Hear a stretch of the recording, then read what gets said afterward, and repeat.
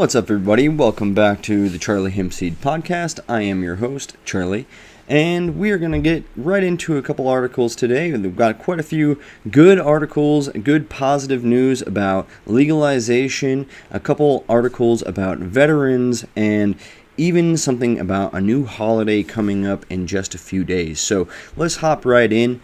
First article today is on the marijuanamoment.net. This is the Wisconsin GOP senators defeat marijuana legalization amendment led by the top Democrat, and which is obviously a bummer. The Wisconsin Senate has rejected two amendments to a budget bill that would have legalized marijuana, putting lawmakers on record about a popular voter-supported policy. After Republican senators stripped cannabis provisions from the governor's budget in committees last month, Senate Minority Leader Melissa Agard gave the full chamber a chance to enact the reform with the one omnibus amendment that would have restored several administrative priorities, including marijuana legalization and another clean measure focused exclusively on legalizing cannabis. The standalone marijuana reform amendment failed on the party in a party line vote of 22-11 on Wednesday.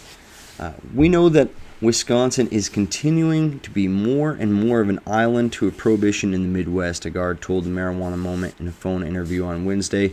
We are falling behind in Wisconsin, and we are more dangerous because of the prohibition of cannabis. And this is totally true. Prohibition continues to be very harmful in our state. It creates less safety. We're infringing on people's personal liberties and freedoms, and because cannabis consumption is not harmful to the greater community when regulated appropriately, and we're missing out on a lot of prosperity and our opportunity for our main streets and our communities to be able to go ahead. This is a policy that absolutely does not belong in our state budget. Yeah, so I completely agree. I wish that more lawmakers were saying things like this because, realistically, we have over half of the country with rec, I believe, right now, and 75% of the country with med. There's very few states that have complete outright prohibition any longer. So it kind of seems like the writing is on the wall that the government is in on the fact that it's still illegal. And why is it? Why hasn't our federal government taken action? Why are we still having so much bickering back and forth? We've got the last couple holdout states basically in the Midwest that don't have any sort of legalization, and that's like Nebraska, Wyoming, Wisconsin, and then there's the vast majority of the country has some kind of legalization, whether that's medical or rec. So it'd be really nice to see, even a nationally wide medical law. We could have it for medical reasons, at very least. Obviously, I personally believe we should have a nationally wide recreational law just to allow, like, how can a plant be a crime? We got to get past this in 2023. Man, I would love to see it happen this year. We don't need to make the failed prohibition, go on any longer. The next article is on the WFLA.com. This is Florida Attorney General says marijuana amendment does not belong on the ballot. And so Florida is really not doing a good job at painting cannabis in a good spotlight. They've been bashing it a lot lately. Ron Desantes is coming up in another article later, and they've just been saying a bunch of bad things about marijuana in general. So this one says the recreational marijuana amendment does not belong on the ballot for voters due to its misleading ballot summary. The Attorney General Ashley Moody said on Monday, filing it with the Supreme Court. The adult personal use of marijuana ballot summary is misleading, and the initiative does not belong on the ballot. It says that basically she tried to say that it wouldn't even allow marijuana use because it just eliminates state law penalties for it, and that if the amendment were to pass, marijuana use would still remain illegal in Florida because of the Federal Controlled Substance Act, which makes the marijuana a Scheduled I substance generally prohibited nationwide. So the Constitution can't just allow something that federal law prohibits. So this is great. This is unbelievable that a person was able to use that argument, and when we clearly have other states that are violating federal law. Our federal government is a joke at this point, if everybody has not been able to tell. And it's really unbelievable that we haven't been able to get on the same page about this plant.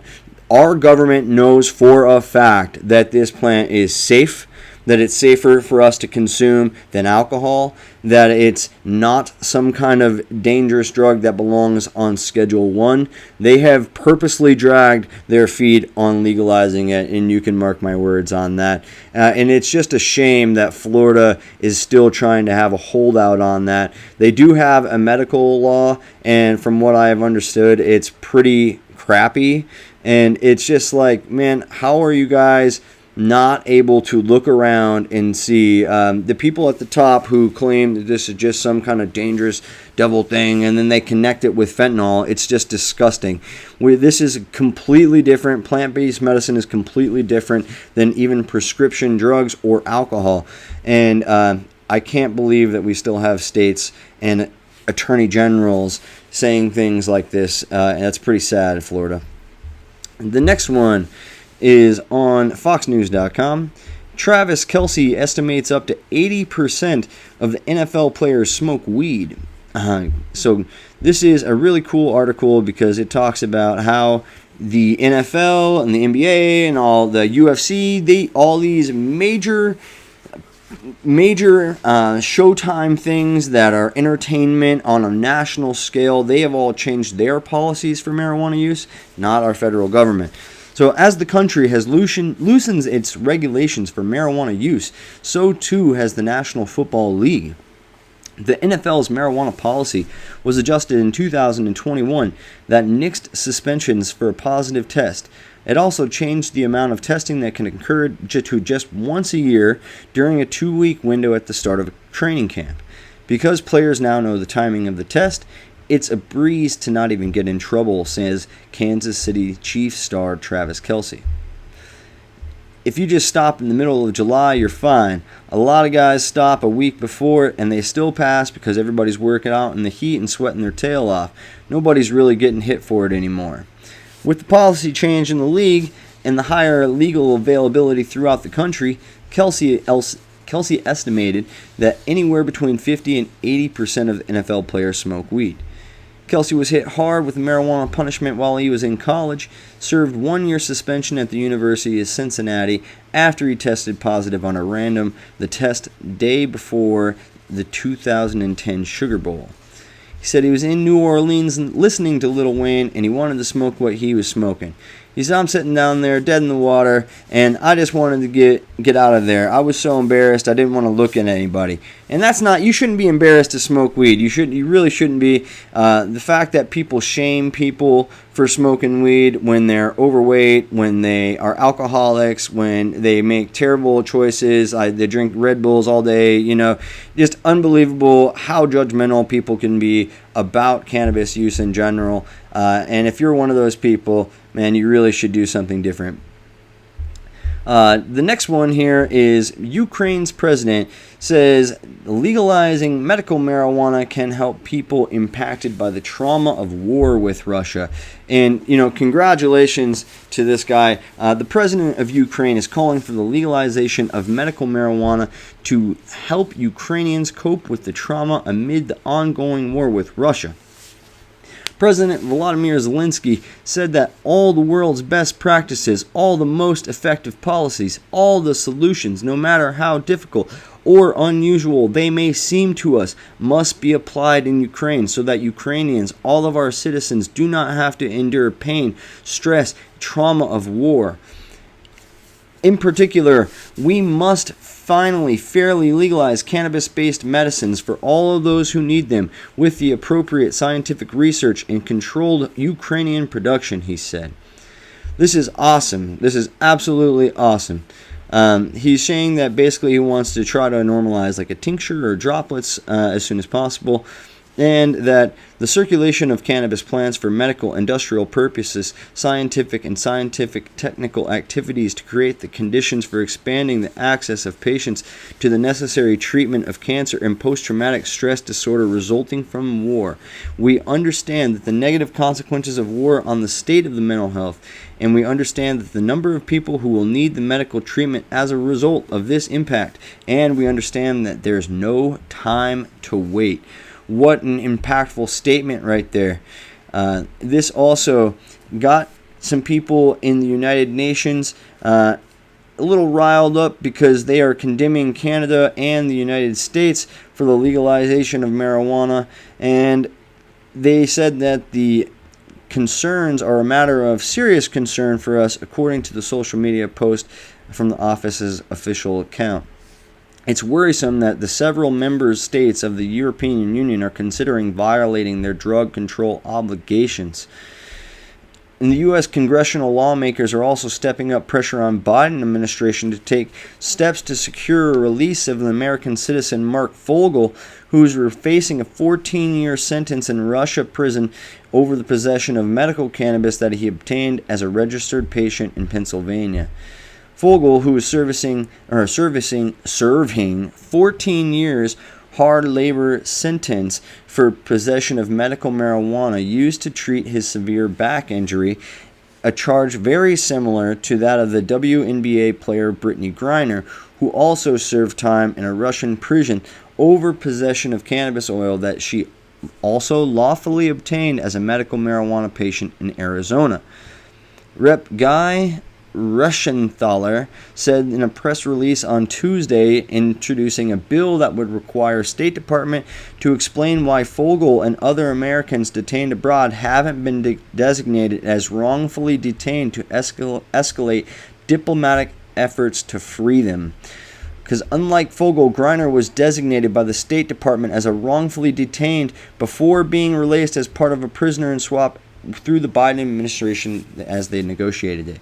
And this makes me personally very frustrated. It makes me feel like people who are rich, who get paid to entertain people, are more important than people who are just on my level. And that makes me very frustrated. We should get all Americans out of Russian prisons for medical marijuana. That is ridiculous.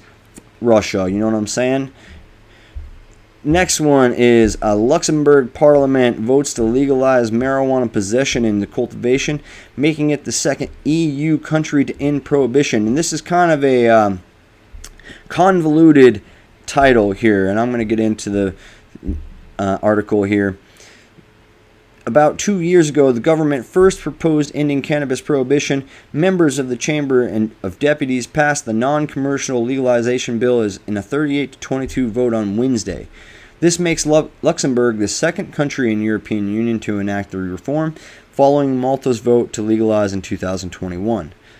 The law in Luxembourg, which was first proposed by the Ministers of Justice and Homeland Security in 2021, will allow adults to possess up to 3 grams of cannabis and grow up to 4 plants in a secure location within their private residence.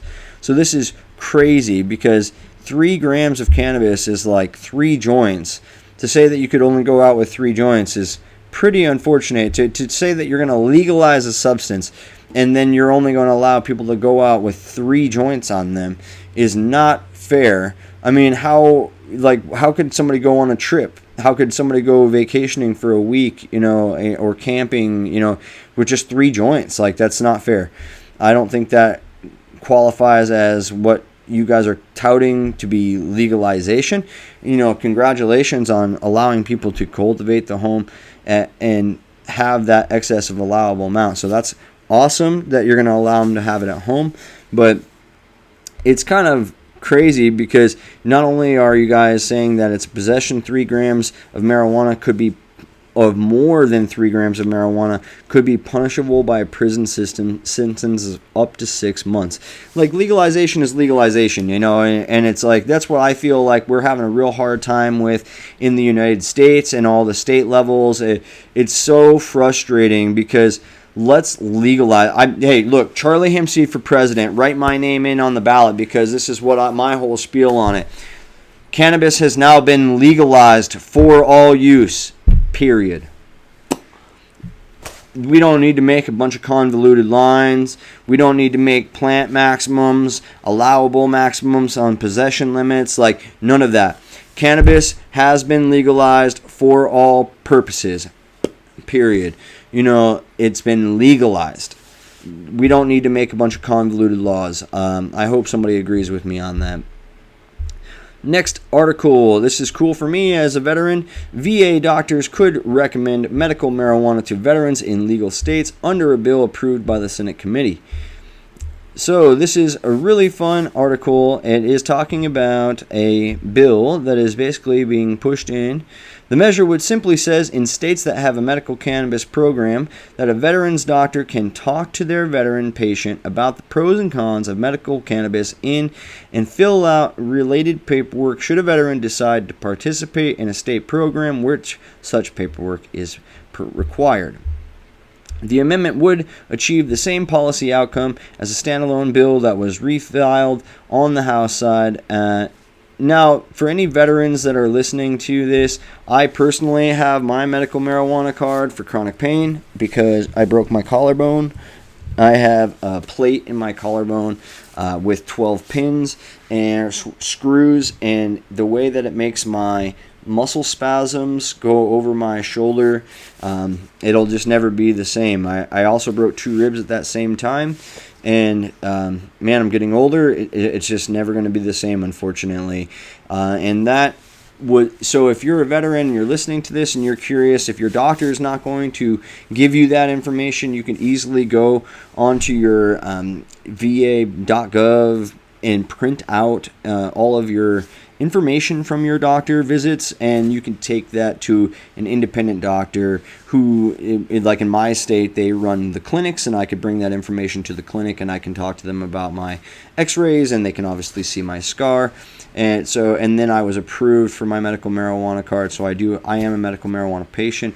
So if any veterans, you don't have to have this information from the doctor or the approval from the doctor at the VA, and it's also not going to affect your VA healthcare or anything with the VA. You're allowed to sign up for a medical marijuana card. And shout out to Combat Craig. He also has a lot of great information about the VA and VA benefits. So hopefully this one will be passed, and one day I would really love to see the VA hire me to grow medical cannabis for veterans and have that be prescribed to veterans, because that would be like a very long lost dream. I like to daydream all the time, and I like to think about very wild possibilities with my future. And I've definitely told my dad, who's a 30-year Marine veteran, he's a master gunny, I've told him, man, what if one day I grew all the veteran cannabis for the VA, like I was able to get a government greenhouse and I was able to be the grower and grow veterans cannabis. And he was like, yeah. And then I was talking about, well, one day, dude, we're gonna bring back an MREs, pre-rolled hemp cigarettes, just hemp cigarettes, because no low THC or no THC hemp flower, it'd still calm them down, it give them something to smoke, and it's better for you than tobacco. So anybody in the VA, if you hear that, if you're listening, anybody in the government, let's make that happen. Also, Charlie Hempseed for president will legalize cannabis for all purposes, period. Next one is Forbes.com. Federal cannabis reform not on the agenda under a Desantes presidency.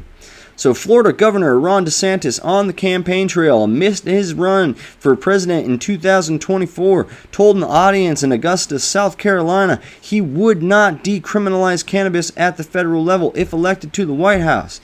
And I want to say, because this was a veteran, a veteran on YouTube, you can listen to this live video, he said, "Sir, would you please consider decriminalizing marijuana for the veterans who need this substance?" And he said, "No, I don't think we will do that. But what I have done in Florida is we have a medical program through our Constitution that our voters did. And veterans in those situations in Florida are actually allowed access. It's very controversial because obviously there are some people that abuse it and are using it recreationally."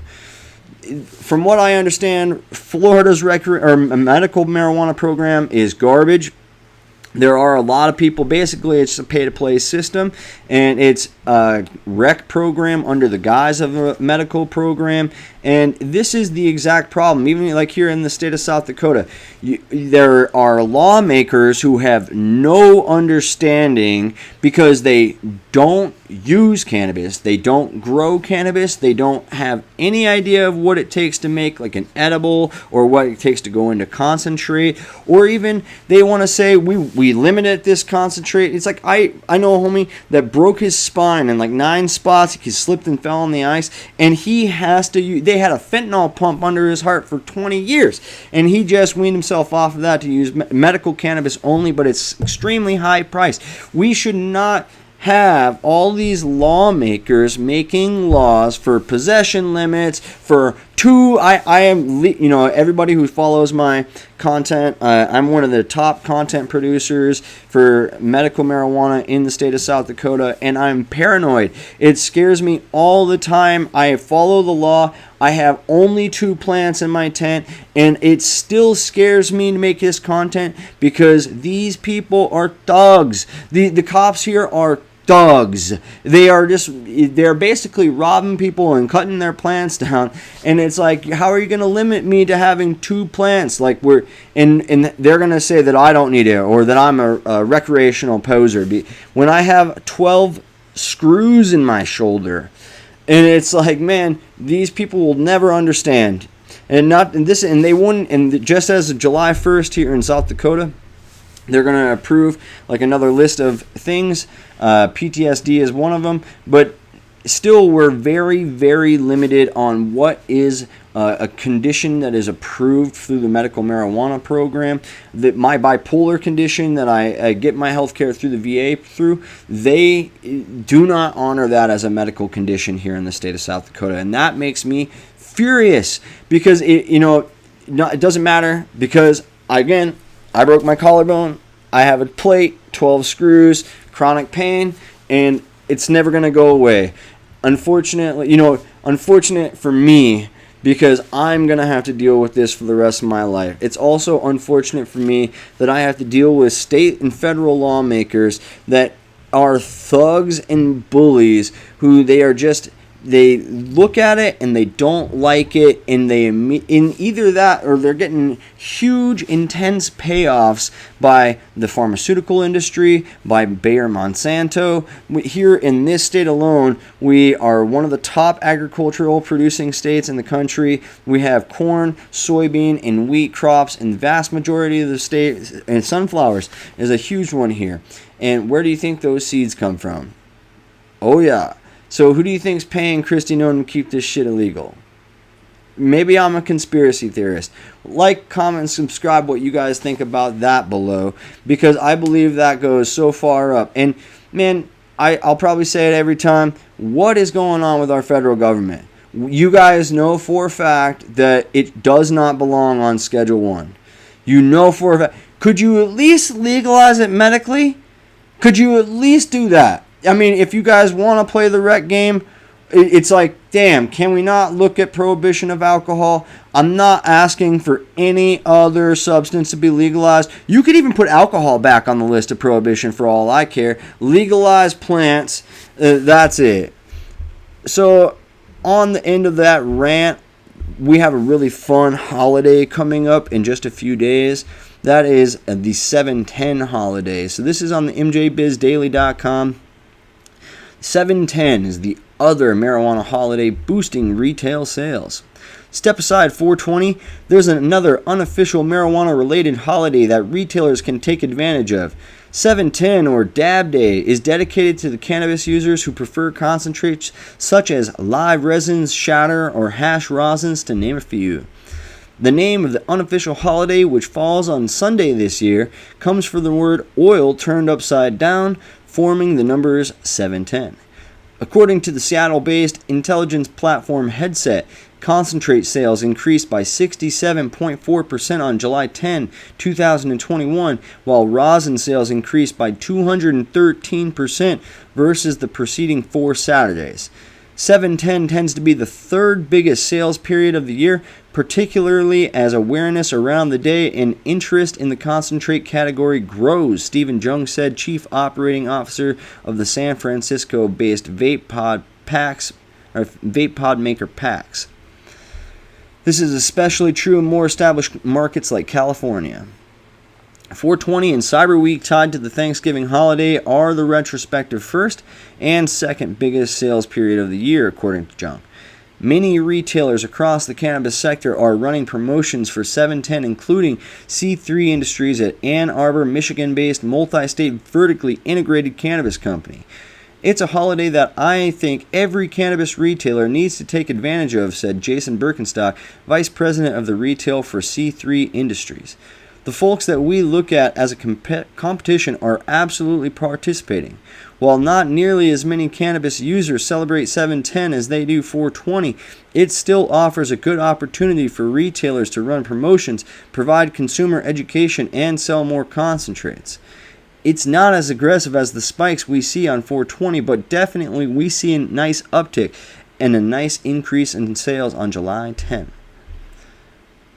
So the rest of the article basically talks about sales, but I do want to just talk. This is a Chicago-based emerging markets research company. 25% of all cannabis consumers have used concentrate within 6 months, and it seems to be only increasing. 7% of cannabis users told Brightfield that celebrating 7/10 was important to them, compared to only 20%, or compared to the 20% said that the same for 420, and it still makes a sizable jump in sales volume. Gen Z and millennial males tend to be the biggest concentrate consumers at 14.4% and 11.6% of the total wallet share respectively. It is also important to note, according to Headset, that the U.S. consumers vastly prefer live resin to other types of concentrate at 34% of users, compared with rosin 12%, shatter 7%, and hash 2%. Alright guys, that is it for this week's news. I hope you guys have such a great 4th of July weekend. Stay safe, don't get burnt, don't blow yourself up, and definitely smoke lots of weed, guys. Alright, thank you guys so much for watching. My name is Charlie Hempseed, and I will see you next week.